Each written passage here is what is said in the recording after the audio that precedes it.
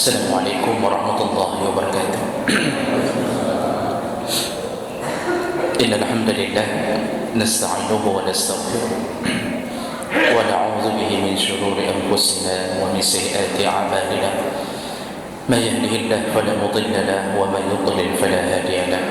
Asyhadu an la ilaha illallah wahdahu la syarika lahu wa asyhadu anna Muhammadan 'abduhu wa rasuluhul karim. Allahumma shalli wa sallim ala nabiyyina wa sayyidina Muhammadin wa ala alihi wa ashabihi ajma'in. Amma ba'd. Segala puji bagi Allah, kemudian salawat dan salam kepada Rasulullah, pada keluarga dan seluruh sahabat-sahabatnya. Ya Allah, muliakan insyaAllah bapa-bapa dan ibu-ibu jamaah salat maghrib yang telah berhadir karena Allah, dan mudah-mudahan kehadiran kita menjadi pembela kita di hari kiamat nantinya insyaAllah. Bapak Ibu yang dimuliakan Allah, insyaAllah malam ini kita akan menyelesaikan pembahasan tentang adabul manzil, yaitu adab seputar rumah.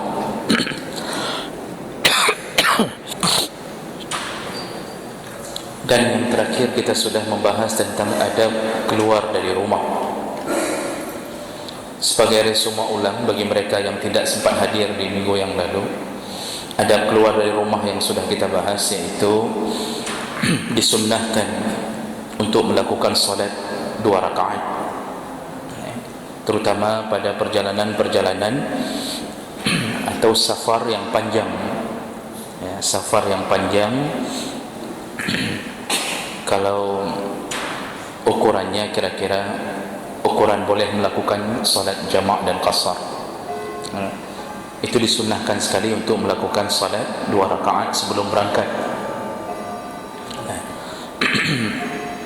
Ada yang menamakannya salat safar, salat sunnah safar, tapi sebenarnya ini salat sunnah mutlak. Kemudian hendaknya keluar dari rumah dengan kaki kiri, sebagaimana masuk ke dalam rumah dengan kaki kanan, maka keluarlah dengan kaki kiri berdasarkan hadis-hadis Nabi sallallahu alaihi wasallam. Nah, kenapa dengan kaki kiri? Karena ketika masuk kemuliaan rumah, maka kita masuk dengan kaki kanan. Ketika keluar, kita menuju dari tempat yang mulia ke jalan, sedangkan di jalan sedangkan rumah lebih mulia daripada jalan, maka disuruh keluar dengan kaki kiri. Nah, berikutnya berdoalah atau berzikirlah kepada Allah dengan zikir-zikir yang telah diajarkan oleh Nabi sallallahu alaihi wasallam.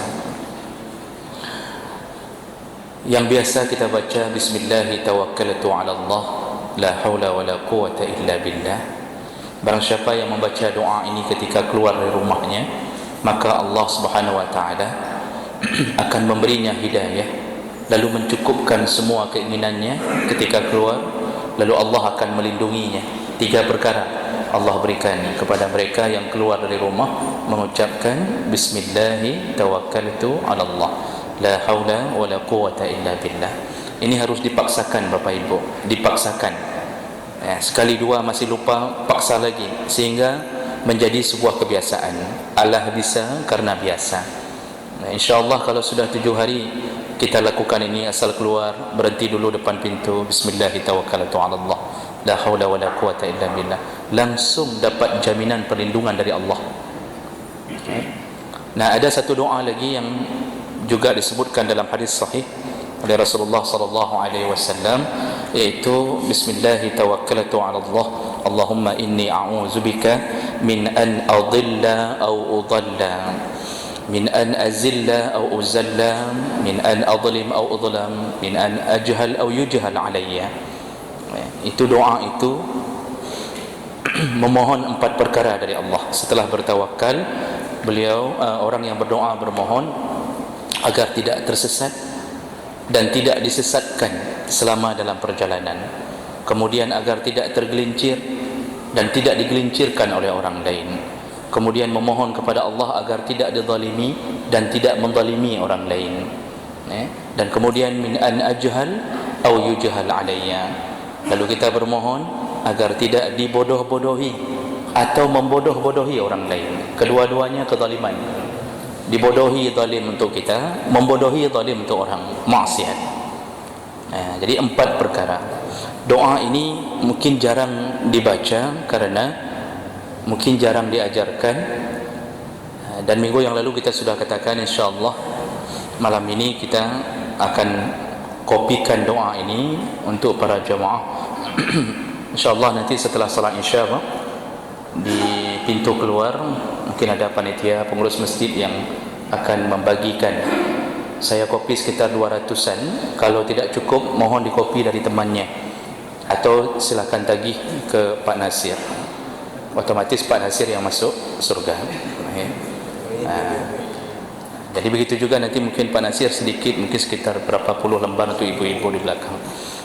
Baik, itu doa itu mohon ditempel di pintu dalam, di pintu di dinding samping pintu.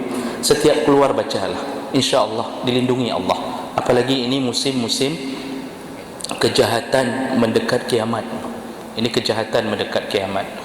Maka banyak-banyak berlindung kepada Allah Subhanahu wa taala.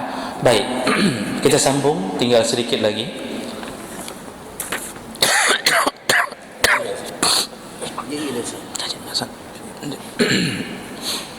Berikutnya adab ketika keluar dari rumah,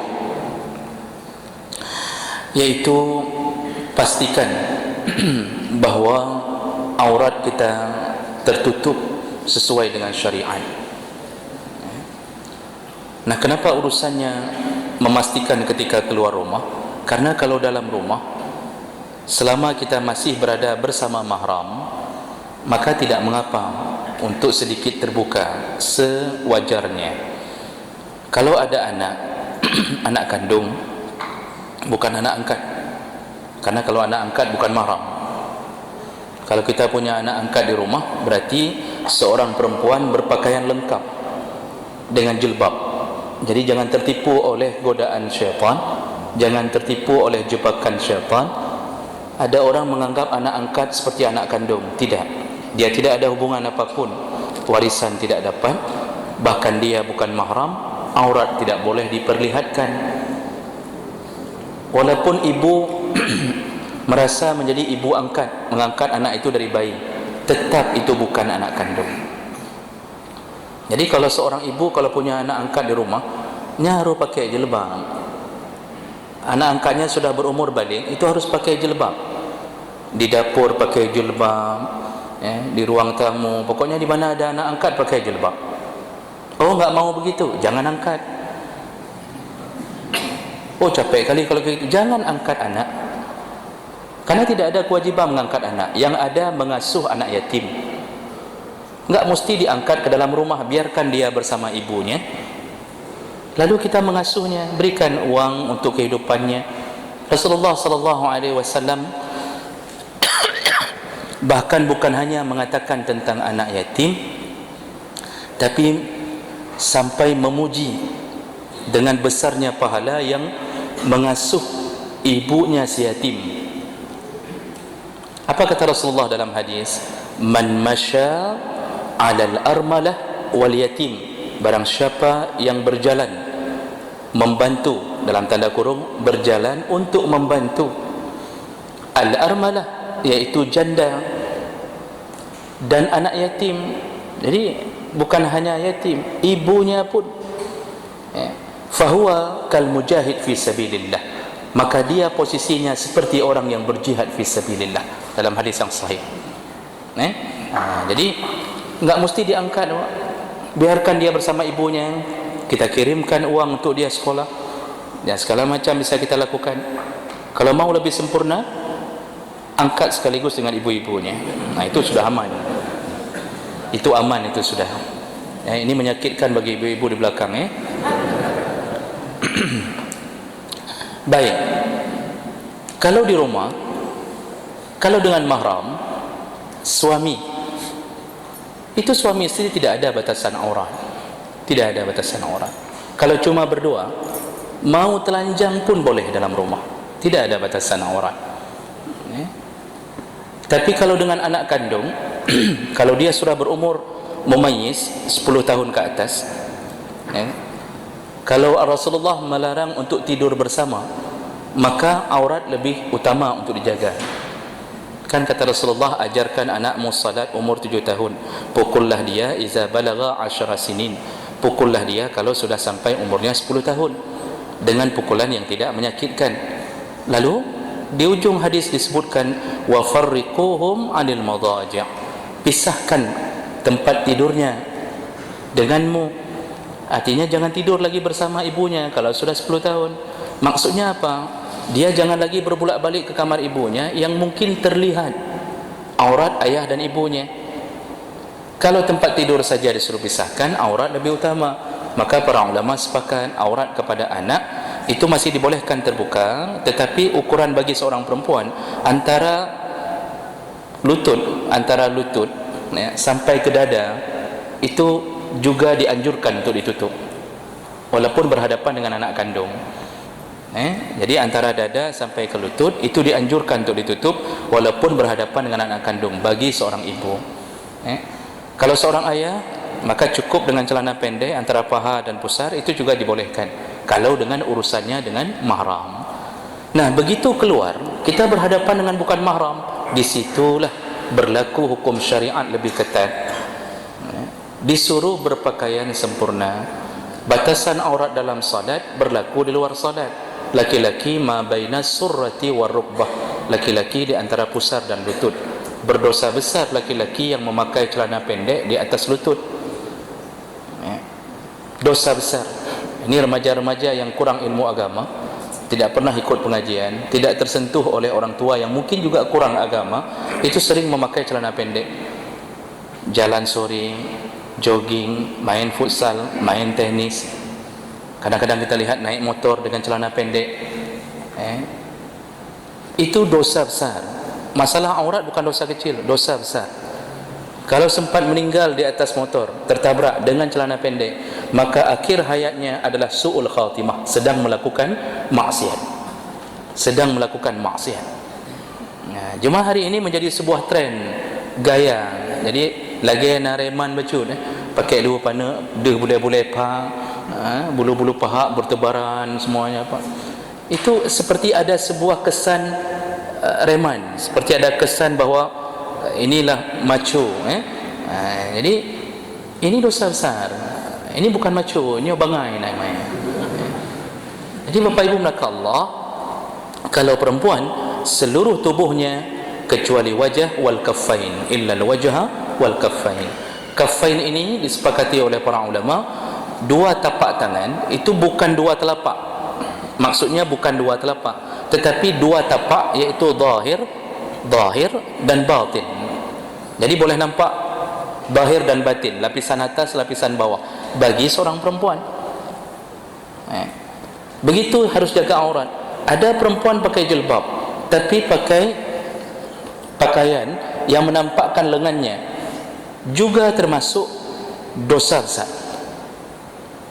Jadi batasan untuk seorang perempuan itu sampai rusghun, itu sampai garis pergelangan antara tangan dengan pergelangan. Garis ini batasannya.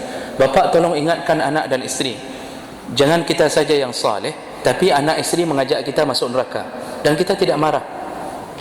Kita tidak marah ketika isteri kita berada di depan rumah, duduk dengan batik, baju batik yang kadang-kadang lengannya pendek. Kalau kita tidak marah, maka Allah Subhanahu wa taala akan meminta pertanggungjawaban seorang suami terhadap apa yang dilakukan oleh anak dan istrinya. Maka wajib keluar rumah menutup aurat.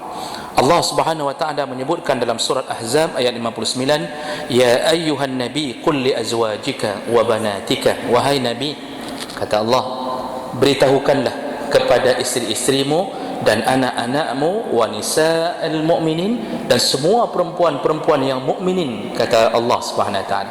Apa yang harus dilakukan? Yudnina, hendaknya mereka menurunkan, disuruh turunkan. Apa yang disuruh turunkan? Alaihinna min jalabibihinna, turunkan jilbab.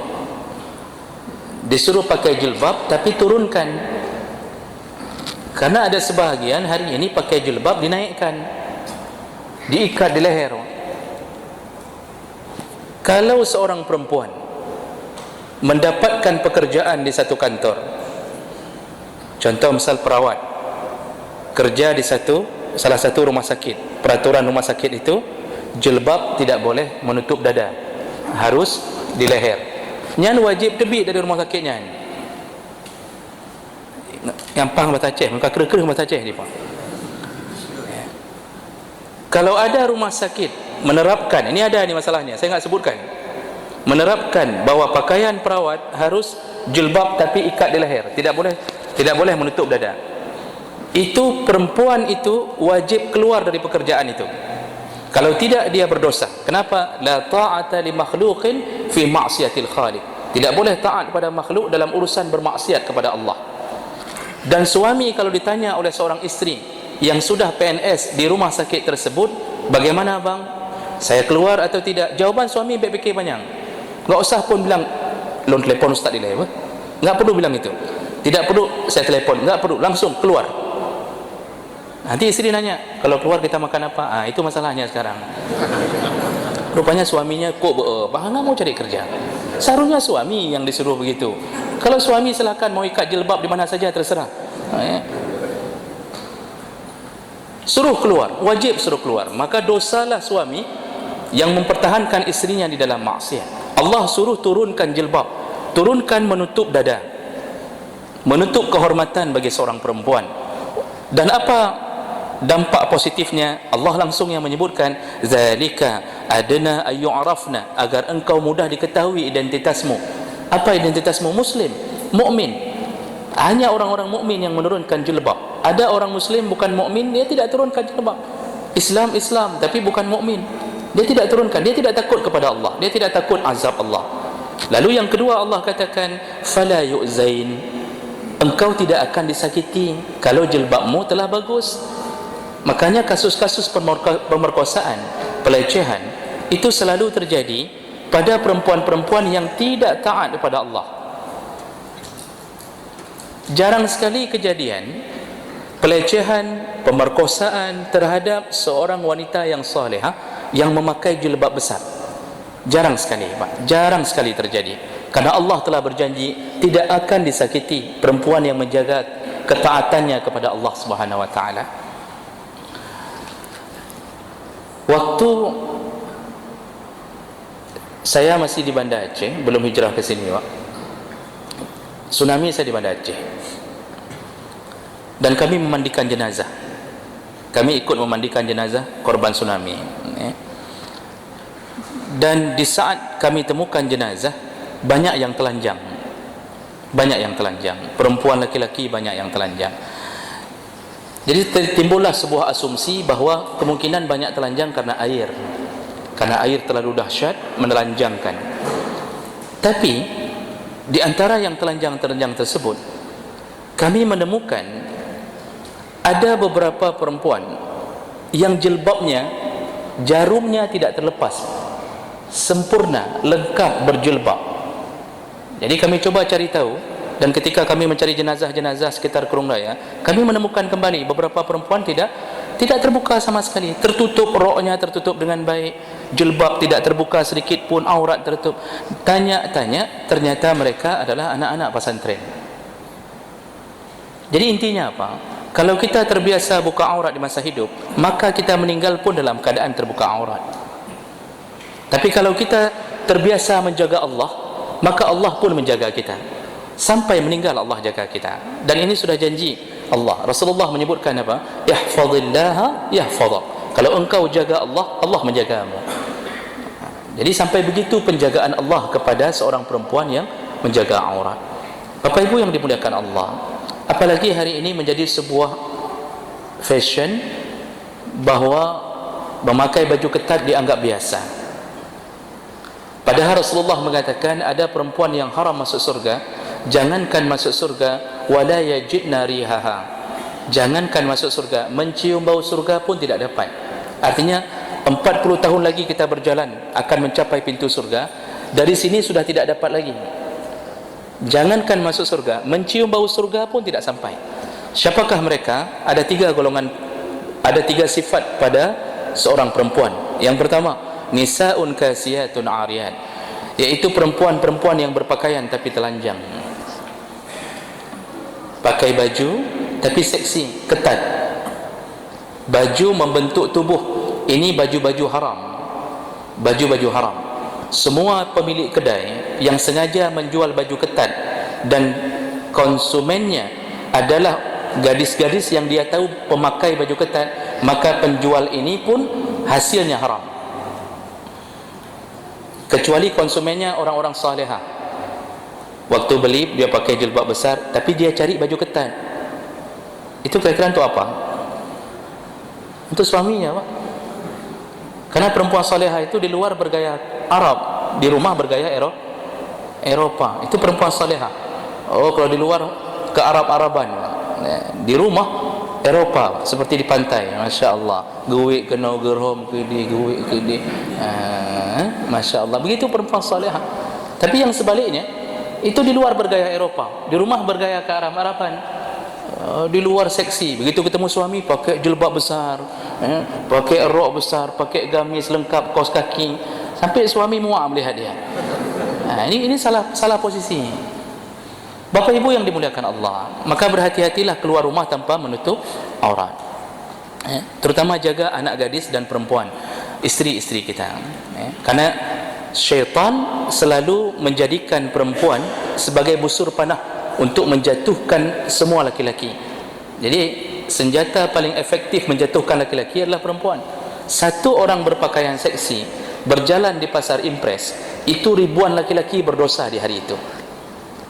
Sebji tirau mandam, pakai baju seksi, pakai celana ketat, jalan di pasar Impres, itu ribuan laki-laki melakukan dosa di hari itu. Makanya busur panah paling hebat dari syaitan bagi laki-laki adalah perempuan. Maka syaitan paling benci perempuan yang menutup aurat, paling benci. Yang kedua kata Rasulullah, nisaun kasiyatun ariyat, mumilatun ma'ilat. Ada model perempuan kedua haram masuk surga, iaitu kalau berjalan berlenggak-lenggok, sengaja mengatur gaya jalan berlenggak-lenggok, seperti jalannya Pragawati, sengaja. Jadi dengan ditambah sepatu berdahak, ketak-ketuk, itu diatur gaya jalan. Masya Allah, orang sampai terpana. Itu ada model baju-baju coklat PNS yang sengaja dibuat ketat, garis belakang dibelah, kemudian dibuat ketat, pakai sepatu, lalu dia berjalan. Masya Allah, satu kantor mengharapkan dia menjadi istrinya. Mudah-mudahan talung. Fitnah terbesar. Dan yang ketiga kata Rasulullah, wa ru'usuhunna ka'asnimatil bukhtil ma'ilah, dan di atas kepala mereka ada punuk unta yang miring. Ini hadis riwayat Muslim, Imam Nawawi yang mensyarahnya dalam Sahih Muslim. Kata Imam Nawawi, maksud punuk unta yang dimaksud oleh Rasulullah adalah semua perempuan yang memakai sanggul di atas kepalanya, di pucuk kepalanya, persis seperti punuk unta. Dan itu menjadi ngetren. Padahal dulu masa Nabi belum ada yang melakukan itu. Tapi hari ini dengan mukjizatnya Rasulullah sallallahu alaihi wasallam, beliau telah memberitahu akan terjadi sebuah trending bahawa perempuan akan memakai sanggul di atas kepalanya. Makanya hari ini ada yang rambut-rambut biasa saja, tapi begitu keluar walimah, itu kepala yang dihiasi. Kepala, terutama di ubun-ubun, dihiasi kepala. Menghiasi kepala bagi seorang perempuan itu haram dalam hukum. Tapi kita masih bangga. Kita bangga melestarikan adat tari ranup lampuan. Di atas hujung ulai nyambut. Semua pakai sanggul, padahal rambut aslinya tidak ada sanggul. Ada sanggul yang dijual memang khusus untuk ditaruh, diikat di sini. Dan itu terjadi pada perempuan di saat mereka keluar dari rumah. Kalau dalam rumah jarang yang pakai sanggul. Jarang. Dan ini menjadi sebuah hal yang diharamkan oleh Rasulullah. Kenapa? Menimbulkan fitnah. Maka oleh karena itu Bapak Ibu maka Allah, keluar dari rumah wajib jaga aurat. Jadi jangan lagi bangga memperlihatkan istri kepada orang lain. Karena ada tipe suami memang bangga, Pak, istrinya seksi, dia bangga. Begitu laki-laki, misal dia singgah di satu kedai, makan bakso, Isterinya pakai baju seksi. Begitu dia lihat tatapan laki-laki semuanya melihat ke isterinya, ada kebanggaan pada suami ini. Ada kebanggaan. Jadi dia merasa, kan, kalian coba melihat, aku memilikinya. Bangga, jadi merasa bahwa ini milikku. Padahal dia di saat itu telah termasuk golongan ad-dayyus, yaitu orang-orang yang membiarkan isteri dalam maksiat. Apa kata Rasulullah? Haram masuk surga. Salah satunya adalah ad-dayyus allazi yuqirru fi ahlihi al-khubas, yaitu yang membiarkan maksiat dalam keluarganya. Haram masuk surga. Orang hari ini enggak mikir ke situ, Pak. Asal hidup, dapat gaji, keluar sertifikasi, beli ini, beli itu, enggak mikir bahwa dia akan meninggalkan dunia ini. Baik. Jadi itu adab ketika keluar rumah, yaitu dengan cara menutup aurat. Kemudian adab berikutnya, yaitu berlindung kepada Allah ketika berada di satu tempat yang mungkin asing baginya, atau dia merasakan kekhawatiran, ada rasa kengerian, mungkin sedikit ketakutan pada tempat-tempat yang dia singgah setelah keluar dari rumahnya. Maka disunnahkan berlindung kepada Allah dengan membaca kalimat yang diajarkan oleh Nabi berdasarkan hadis Rasulullah dari Khawlah binti Hakim radhiyallahu anha. Rasulullah sallallahu alaihi wasallam berkata, man nazala manzilan, barang siapa yang keluar dari rumah, summa qala, lalu dia berkata, a'udzu bikalimatillahi tammah min syarri ma khalaq, aku berlindung kepada Allah dari kalimah-kalimah Allah yang sempurna, dari keburukan makhluk yang dia ciptakan. Jadi itu yang disuruh sebut oleh Nabi ketika kita singgah di satu tempat yang mungkin terasing bagi kita tempat tersebut. Rasulullah mengajarkan kalimat a'udzu bikalimatillahi tammah min syarri ma khalaq. Lalu apa kata Rasulullah? Lam yadurruhu syai'un hatta yartahila min manzilihi zalik. Yang membaca doa itu ketika berada di satu tempat yang mungkin tempat itu membuat dia agak sedikit merasa terasing, ketakutan, maka tidak ada satu makhluk pun yang bisa memudaratkan dia sampai dia keluar dari tempat tersebut. Kan Bapak, misalnya kita pergi satu tempat, lalu kita singgah di hotel. Yang hotel itu kita tidak tahu, karena hotel kan orang berganti-ganti. Ada yang ahli maksiat, menggunakan kamar yang kita booking untuk bermaksiat. Makanya banyak terdengar kadang-kadang sebahagian hotel ada penghuni diganggu, ada yang kesurupan, macam-macam. Maka cara melindungi diri ketika masuk ke tempat yang asing bagi kita, ucapkanlah a'udzu bikalimatillahi tammah min syarri ma khalaq. Ini salah satu yang direkom oleh Nabi. Apa kata Rasulullah? Tidak akan dimudaratkan oleh makhluk apapun sampai dia keluar dari tempat tersebut. Makanya kadang-kadang kita kurang berlindung kepada Allah karena terlalu pede. Kita terlalu pede, Pak. Kita merasa bahwa kita ustaz, kita tengkunya nak pegang-pegang terpulih, tambanglah hotel, tambang jumanan, langsung mandi. Padahal mungkin di situ ada syaitan yang sedang berusaha mengganggu. Maka terjadilah hal-hal yang tidak diinginkan. Ini kemana saja, ke Selawahkah, ke Takengon, kemana saja, Pak. Itu kalau singgah satu tempat, bacalah doa ini. Baik, itu adab keluar dari rumah. Dan sebagai penutup pembahasan kita masalah rumah, masalah adab-adab seputar rumah, sedikit ini hanya sedikit bagaimana adab ketika kita memasuki rumah baru. Ketika kita memasuki rumah baru, apakah rumah baru itu rumah kita sendiri atau mungkin saja rumah yang kita sewa. Itu juga disuruh beradab agar terhindar dari keburukan syaitan dalam rumah tersebut. Yang pertama, hendaknya ketika masuk bacalah surat Al-Baqarah. Itu yang jangan dilupakan, Bapak Ibu melakukan Allah. Ada orang yang tanya, Ustaz, bagaimana kami mau baca Al-Baqarah? Kami masih ngaji Iqra 1. Iqra sah gebut ki cara baca Al-Baqarah. Ini orang Islam. Kalau muallaf dimaklumi, orang yang baru masuk Islam itu dimaklumi, dan Allah muliakan orang yang baru masuk Islam. Allah muliakan. Sampai janji-janji Nabi semuanya memuliakan. Termasuklah ketika bersyahadat semua dosa-dosanya di masa lalu yang mengingkari keberadaan Allah, yang kemudian mengatakan Allah tiga, kemudian macam model dia lakukan, mungkin pernah makan yang diharamkan oleh Allah, itu semua diampunkan Allah hanya dengan kalimah syahadat, janji Allah. Sampai Rasulullah ditanya oleh sahabat, rata-rata kan sahabat mu'allaf. Memang ada sahabat yang langsung lahir Islam? Nggak ada. Paling kecil yang masuk Islam Ali bin Abi Talib. Lain mu'allaf menduma, mu'allaf dari jahiliyah, dari para penyembah berhala. Umar pernah menyembah berhala, Abu Bakar, Utsman, semuanya. Ali yang masuk Islam 5 tahun. Dan mereka bertanya ke Rasulullah, ya Rasulullah, ketika kami sudah masuk Islam, apakah kebaikan kami di masa lalu juga dihilangkan Allah sebagaimana dihilangkan dosa kami? Kan mu'allaf juga pernah berbuat baik, bersedekah, lalu melakukan kebaikan, tolong orang. Apa kata Rasulullah? Yang dihilangkan cuma dosanya, tapi kebaikannya dirapel oleh Allah Subhanahu wa taala, tidak dihilangkan. Begitu rahman dan rahimnya Allah Subhanahu wa taala.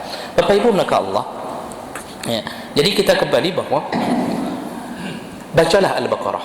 Bacanya tidak mesti sekaligus, ya. Boleh ketika masuk langsung kan ngangkat barang pertama nggak sanggup baca, mulailah dengan alif lam mim dan seterusnya, sedikit-sedikit sampai seminggu baru habis, itu dibolehkan. Yang penting jaga rumah dengan membaca Al-Baqarah. Kenapa? Ada janji Nabi SAW, barang siapa yang masuk ke rumah baru kemudian membaca Al-Baqarah, inna syaitan yanfiru minal bait, dipastikan syaitan akan lari dari rumah tersebut kalau dibacakan surat Al-Baqarah. Kenapa? Karena di dalamnya ada memang ayat-ayat pengusir syaitan, ditakuti oleh syaitan. Di dalamnya ada ayat kursi, di dalamnya ada terakhir 2 ayat terakhir dari surah Al-Baqarah. Itu ayat itu saja, itu pengusir syaitan. Nah, yang terakhir ketika masuk dalam rumah baru setelah mengamankan diri dengan membaca Al-Baqarah. Tapi setelah baca Al-Baqarah itu tadi baca-baca Quran lagi. Jangan Al-Baqarah saja kemudian tinggal di rumah itu 30 tahun. Pernah baca Quran? Pernah. Kapan? Di awal dulu Al-Baqarah. Bukan begitu, tapi terus lanjutkan. Walaupun satu hari cuma satu ayat, satu halaman, silahkan lanjutkan. Dan yang terakhir yang pernah saya katakan, singkat saja karena mic sudah diketuk tadi barusan sekali, jadi jangan sampai diketuk berkali-kali. Ini peringatan pertama. Jadi buatlah sunnah membuat wakirah, yaitu tasyakkuran untuk rumah baru. Dan ini juga yang sangat dianjurkan di dalam mazhab Syafi'i, sangat dianjurkan. Sampai mazhab Syafi'i mengatakan di dalam kitab-kitab para ulama-ulama Syafi'i bahawa wakirah itu sunnah dan tidak disukai untuk ditinggalkan. Wala arkhasu fi tarkiha. Kata Imam Nawawi, Imam Syafi'i pernah mengatakan kalau bisa jangan ditinggalkan, buatlah wakirah. Apa itu wakirah? Tasyakuran, Pak. Makan-makan ketika kita masuk ke rumah baru. Tasyakuran itu makan-makan. Masa tasyakuran cuma undang-undang saja, nggak makan-makan, ngapain? Makan-makan, undang tetangga. Untuk apa? Untuk mengawali silaturahim dan untuk mengikat hati dengan para tetangga. Itu sunnah hukumnya. Baik, kira-kira begitu Bapak Ibu maka Allah. Mudah-mudahan yang berhadir Allah telah catatkan pahala, dan semoga Allah Subhanahu wa taala mengumpulkan kita kembali di dalam surganya. Amin ya rabbal alamin. Subhanakallahumma wa bihamdik, asyhadu an la ilaha illa anta, astaghfiruka wa atubu ilaik. Wassalamu alaikum warahmatullahi wabarakatuh.